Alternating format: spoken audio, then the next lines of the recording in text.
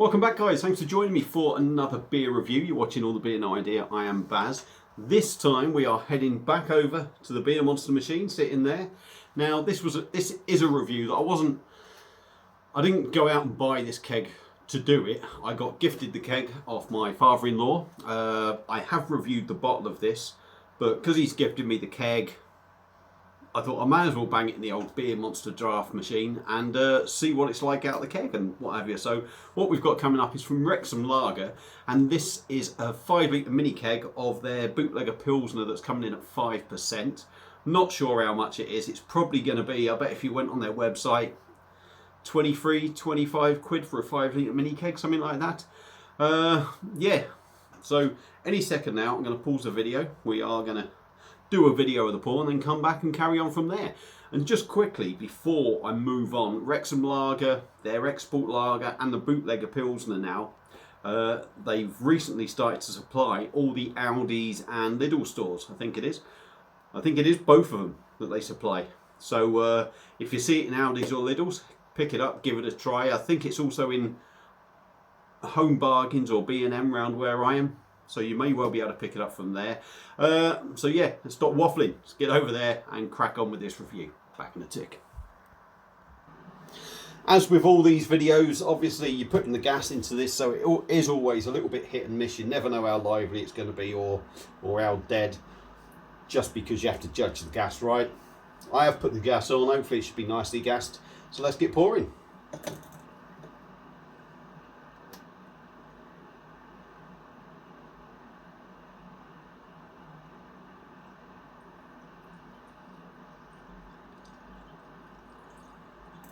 I don't think it's gassed enough though, if I'm totally honest.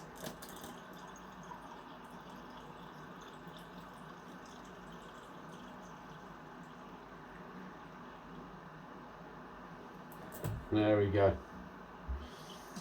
We got there in the end, but it did take a little bit of effort. So we're back. Like I said, I don't think the gas canister's got much left in it. I did use it to clean my last keg through. So there may be very little in there. May explain why it's not overly lively, if you like. So beer in a glass. This is a nucleated glass, and there's not loads going up. You can see the carbonation going up the middle. We've got just half a finger ahead on it now. That sort of died off a bit. It's sort of golden in colour, if you like, golden straw colour.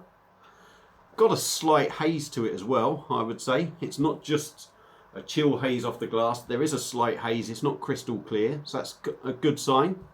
Like I say, it's Bootlegger pilsner, 5%. So let's try and give her a swirl without spilling any, or not too much, which is not working very well. And give her a sniff. Sweet, bready, malty. There is a little bit of spiciness in there.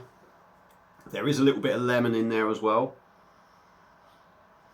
I mean, it's got more of a feel of a Hell's style lager for me. The Hell's lagers seem to be a little bit more bready, a little bit less spicy, and this is how this feels for me. So the only way we're going to find out is dive in, give it a try, and see what we get.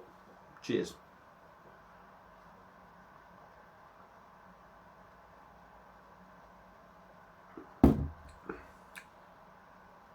Oh yeah, I mean that is major bready, major bready. Let's go in again.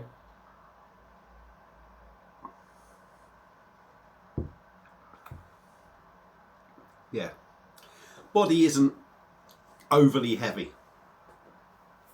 Now I would say this could do with being more carbonated, which probably isn't down to the beer, it's probably down to me because not enough gas in the thing maybe. Does sound like there's still a bit in there, but it's not, hasn't really sort of gassed it up much. So the body is still, it's a very bready body, but I would maybe hoping for it to be a little bit heavier.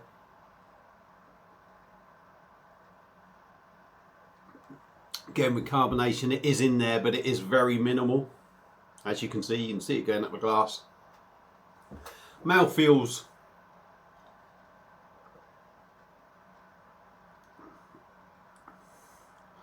quite Smooth. I wouldn't say it's soft, but it's quite smooth. Again, that's going to be maybe down to a little bit of the carbonation being very minimal. Taste wise,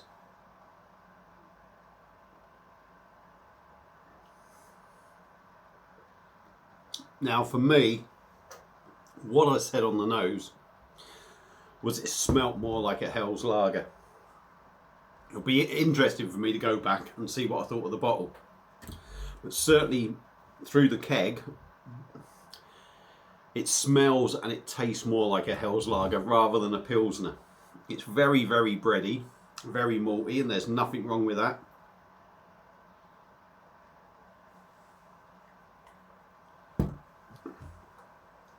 It is, even though I said the body wasn't heavy, it's quite a weighty drink. It's starting to sort of sit on me now. So when they're like that, for me, what you want from a pilsner is a crisp, a real crisp, refreshing drink. With this being more bready, more malty, a bit more weighty, it loses that crispness. It loses that refreshing side of the beer. Excuse me. And I say there's no gas in there, but it's filling me up. So yeah, really bready, doughy, malty.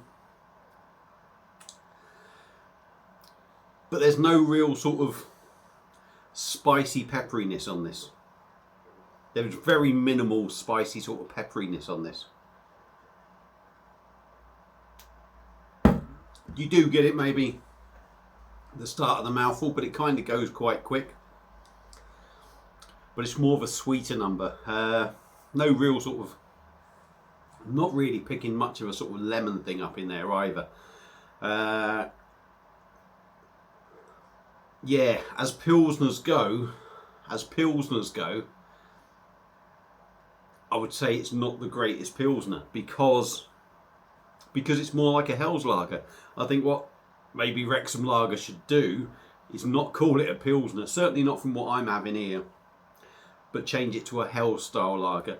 I think if you change the name, you're getting exactly that. If you change it to a Hell style lager, you are picking up, you're drinking a Hell style lager. So nobody can be disappointed. Nobody can say, hang on, I don't think it's quite that beer. But for me, yeah, it lacks that spiciness. It has got a little bit of hoppiness in there, but it's hidden. It's hidden behind all that malty breadiness. A nice enough drink. It's very drinkable. 5% you don't get that either because of the sweetness of the bready sort of malts and what have you. But for me, I would like this to have a little bit more of a citrus zing to it. I'd like to be able to sort of get that hop zing as well, that crisp hop snap that you get with a pilsner, and I would like that sort of spiciness in there. You want this to be sort of almost, for me, a pilsner, you want it to be slapping you in the face with a little bit of that zing. For me, this doesn't quite do it personally. It's a nice enough drink though. It's a decent drink. Would it change because, like I say, maybe the carbonation thing isn't much there. Maybe it's not really sort of pushing all them flavours around your mouth. I don't know. But for me, more of a Hell style lager, not a pilsner. Enjoyable enough. Would I drink it again? I would drink it again. In fact, I drink it anyway when I go out the pub, when I play darts. They've got the Bootlegger pilsner in there, and even when I go in there, I always think then it's more of a Hell style sort of beer. Really, there's not that crisp snap that you expect from a pilsner, but it's a decent enough drink. So if you see it, pick it up, give it a go. If you've had it before, let me know what you think. It'll be interesting to see what other people think. Like I say, I think it's more Hells than pilsner. If you've had it before, you tell me what you think. You let me know what you think of it, and if you think it's more Hell style than a pilsner, I don't know. I'm going to end it there because I'm waffling on now. So thank you all for watching. Hope you enjoyed the video. Enjoy the rest of your weekend. Don't forget, anytime soon, I don't know what time it is now. It's about 6 o'clock. In an hour's time, if this is up quickly, me and Dean will be going live on my channel. So feel free to join in. We're reviewing 2 beers from Wild Horse Brewing Co. Oh, the gas is building up. Thank you all for watching. I'm running out of air now. Feel free to subscribe and like and all that bollocks and malarkey and all that lot. I'll see you again on another one. End it there, Baz, quick.